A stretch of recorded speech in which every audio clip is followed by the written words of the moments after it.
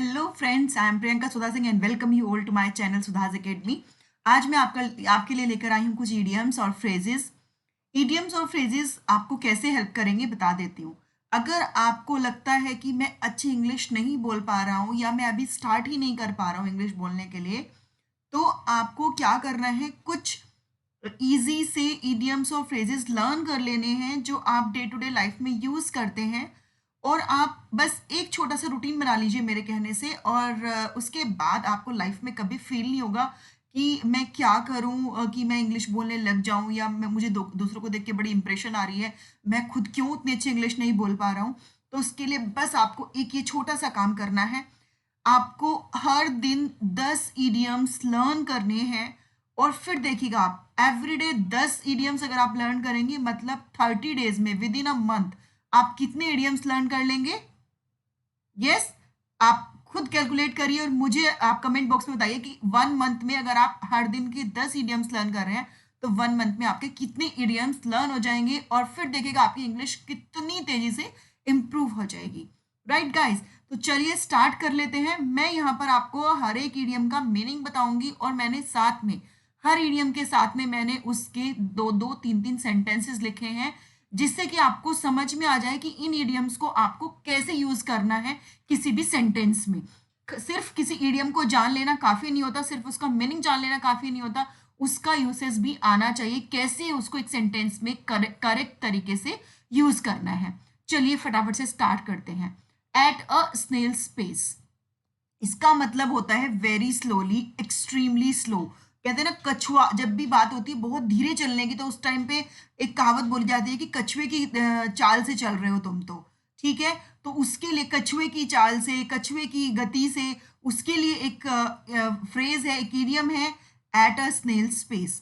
ठीक है, तो जब कोई काम बहुत धीरे हो रहा होगा तो नेक्स्ट टाइम आपको क्या बोलना है? The work is progressing at a snail's pace, मतलब काम जो है बहुत ही धीमी गति से हो रहा है। सेकंड देखिए, अ वाइट एलिफेंट। एलिफेंट क्या है? बहुत बड़ा जानवर है, बहुत बड़ा एनिमल है। ठीक है, तो हम क्या बोलते हैं, कई बार बोलते हैं कि हाथी को बांध लेना घर में मुश्किल नहीं है, बट उसकी देखरेख, उसका रखरखाव बहुत मुश्किल है। क्यों? क्योंकि वो बहुत कॉस्टली पड़ जाता है। ठीक है, तो सेम इसका मीनिंग इसी फॉर्म में आता है। अ वाइट एलिफेंट का मतलब होता है expensive but useless possession, item और थिंग। कोई बहुत महंगी चीज जिसको हमने रख ली बट उसका यूज उतना नहीं है जितने उसके ऊपर एक्सपेंसेस हो रहे हैं। जैसे कि घर में कई बार होता है कि बहुत बड़ा टेलीविजन, एक छोटा टीवी भी, एक नॉर्मल साइज का टीवी भी काम कर सकता है, बट जरूरत से ज्यादा अगर बड़ी आप एलईडी लगाते हैं तो फिर क्या बोला जाता है? This television is really a white elephant, मतलब जरूरत से ज्यादा महंगा हो गया है। ठीक है, नेक्स्ट देखते हैं, अ डार्क हाउस। अ डार्क हाउस किस फॉर्म में यूज होता है? एन अनएक्सपेक्टेड विनर या एन अननोन जीनियस, मतलब कई बार किसी का पता ही नहीं चलता कि इसके अंदर इतने सारे टैलेंट है। कहते हैं ना, छुपा रुस्तम। आप लोग डे टू डे लाइफ में बोलते होंगे, अरे ये तो बड़ा छुपा रुस्तम निकला भाई, पता ही नहीं था इसके अंदर इतना टैलेंट भी था, और इसने कैसे जो है एग्जाम को 99% के साथ क्रैक कर दिया। ठीक है, तो वहां पर अ डार्क हाउस का मतलब हो जाता है छुपा रुस्तम, एन अनएक्सपेक्टेड विनर। ठीक है, इसका कैसे आप यूज करेंगे एक सेंटेंस में, देख लीजिए। The Japanese team turn out to be a dark horse. क्या जापानी टीम जो थी वो कैसी निकली? छुपा रुस्तम निकली, मतलब कोई एक्सपेक्ट ही नहीं कर रहा था कि वहां से विनर, वो टीम जो है वो विनर बन के आएगी। ठीक है, नेक्स्ट देखिए, fourth, all at sea. All at sea, जब आप बहुत कंफ्यूजन में होते हैं, बहुत पजल होते हैं, तो उस समय ये क्या यूज करना है? All at sea. जब आप बहुत कंफ्यूजन में हैं, पजल्ड हैं, ठीक है, एक डायलेमा में है, तब यूज करना है ऑल एट सी। कैसे यूज करना है? ही इज ऑल एट सी, मतलब वो पूरी तरह से कंफ्यूज है with these new rules and regulation. कभी क्या होता है, नए रूल्स रेगुलेशन आ जाते हैं, जैसे अभी भी आप लोगों के बोर्ड्स में कुछ चेंजेस होकर आए हैं। ठीक है, आपके सिलेबस में बोर्ड, सीबीएसई बोर्ड ने कुछ चेंजेस करे हैं और आपको समझ नहीं आ रहा कि ये चेंजेस क्या है, तो यहाँ पर आप बोल सकते हो कि जो नए न्यू रूल्स और रेगुलेशंस हैं उनमें आपको क्या है? You are all at sea with these new rules and regulations. ठीक है, नेक्स्ट देख लेते हैं, by fits and starts. By fits and start का मतलब होता है बीच बीच में रुक रुक कर, या फिर कोई काम कंटिन्यूअसली नहीं होता बल्कि उस काम के बीच में बहुत सारे बार बार ब्रेक लग जाते हैं इरेगुलर फॉर्म में जब कोई काम होता है। तो बाय फिट्स एंड स्टार्ट्स का मतलब इरेगुलरली, इंटरमिटेंटली, ओकेजनली। तो जब कोई काम बिल्कुल फ्लो में नहीं होता बल्कि उसमें बहुत सारी रुकावटें आती हैं, जैसे कि he worked on his project by fits and starts, उसने अपने प्रोजेक्ट पे काम शुरू तो किया बट कैसे, बीच बीच में रुक रुक के काम किया। ठीक है। या कई बार क्या होता है, बारिश होती है, हम कहते हैं train bye fits and start. आज पूरा दिन बारिश कैसे हुई, रुक रुक कर हुई, बीच बीच में बार बार रुकती रही और होती रही। नेक्स्ट देख लेते हैं Coke and bull story. Coke and bull story, जब आप बोलते हो कि मनगढ़ंत कहानी बनाता रहता है, ये तो हर समय बेसिर पैर की बातें करता रहता है, उसके लिए यूज करता है cock and bull story. Imaginary story, an unbelievable and fanciful story. ठीक है। तो बेसिर पैर की बात कई लोग करते हैं ना अपने हमारे सराउंडिंग्स में, बिना सिर पैर की बातें करते हैं, मनगढ़ंत कहानियां सुनाते हैं, उसको कहते हैं Coke and bull story. Don't give me a cock and bull story. ठीक है। तो मुझे मनगढ़ंत कहानियां, मुझे बेकार की बातें मत सुनाओ। नेक्स्ट देख लेते हैं blow one's on trumpet. Blow one's on trumpet का मतलब होता है अपने मुंह मियाँ मिट्ठू बनना या फिर अपनी तारीफ खुद ही करना। कुछ लोग होते हैं ना जिन्हें बड़ी आदत होती है अपनी तारीफ खुद करने की, और हम उसके लिए हिंदी में क्या बोल देते हैं, ये तो हर समय अपने मुंह मियाँ मिट्ठू बनते रहता है, तो हर समय अपनी खुद की शक्ल बखारता रहता है।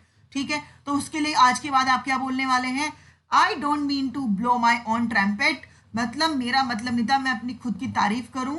या फिर जब भी आपको सामने वाले को बोलना है तो क्या बोलेंगे, you are really you are really the person who blow one's on trumpet. तुम एक ऐसे इंसान हो जो अपना खुद का ही ढोल पीटता रहता है, अपनी खुद की तारीफें करता रहता है। ठीक है। नेक्स्ट देख लेते हैं बाय हुक और बाय क्रुक। बाय हुक और बाय क्रुक का मतलब क्या होता है, कैसे भी करके किसी भी तरीके से किसी काम को कंप्लीट करना, उसे कहते हैं बाय हुक और क्रुक। ठीक है। जैसे कि कई बार होता है ना, हम कहते हैं कि भाई ये काम तो मुझे करना ही है, चाहे मुझे इसके लिए जो मर्जी करना पड़ जाए। ठीक है। तो उसके लिए यूज करना है बाय हुक और क्रुक। बाय एनी मीन्स मतलब कोई भी तरीका यूज करें, चाहे वो सही है, गलत है, राइट है, रॉन्ग है, किसी भी तरीके से। He wants to pass this exam by hook और क्रुक, कैसे भी करके बाय एनी मीन्स वो इस अपने एग्जाम को क्रैक करना चाहता था। नेक्स्ट देखिए अ snake in the grass. A snake in the grass का मतलब होता है एक आस्तीन का सांप। हम सब बोलते हैं डे टू डे लाइफ में कि ये जो इंसान है ना, ये सबसे ज्यादा विश्वासघाती इंसान है और यही आस्तीन का सांप है। तो क्या उसके मीनिंग होते हैं, hidden enemy, an unreliable and deceitful person. कैसा इंसान जिसके ऊपर आप बिल्कुल भी रिलाय नहीं कर सकते, बिल्कुल भी विश्वास नहीं कर सकते। तो इसका एग्जाम्पल देख लेते हैं, his closest friend turn out to be a snake in the grass. उसका जो सबसे क्लोज फ्रेंड था वही कौन निकला, वही विश्वासघाती निकला, वही धोखेबाज निकला। और अब हम आ जाते हैं लास्ट पे, अ वेट ब्लैंकेट। देखो वेट ब्लैंकेट का मतलब क्या होता है, कबाब में हड्डी। हम सब बोलते हैं कि भाई तुम्हें क्या जरूरत थी यहाँ कबाब में हड्डी बनने की, तुम्हें क्या जरूरत थी रंग में भंग डालने की, उसके लिए यूज करते हैं अ वेट ब्लैंकेट। एक इंसान जो किसी के दूसरे के किसी प्रोग्राम को, किसी एंजॉयमेंट को, किसी फन को बिगाड़ दे, स्पॉइल कर दे, उसको कहते हैं wait blanket. Nobody asked him to join the party because everybody knew that he was a wet blanket. कोई भी नहीं चाहता था उसको पार्टी में शामिल करना, क्योंकि सब जानते थे कि वो रंग में भंग डालता है, वो सबके पर प्रोग्राम्स को आकर, सबके सेलिब्रेशंस को आकर डिस्टर्ब ही करता है। ठीक है। यहाँ गाइज आज के 10 इडियम्स मैं करती हूँ ओवर, और ऐसे ही यूजफुल इडियम्स देखने के लिए आप मेरे चैनल को सब्सक्राइब करना मत भूलिएगा। हर दिन ये 10 इडियम्स लेकर मैं आती रहूंगी और आपसे मिलती रहूंगी। Till then bye bye, have a nice day, have a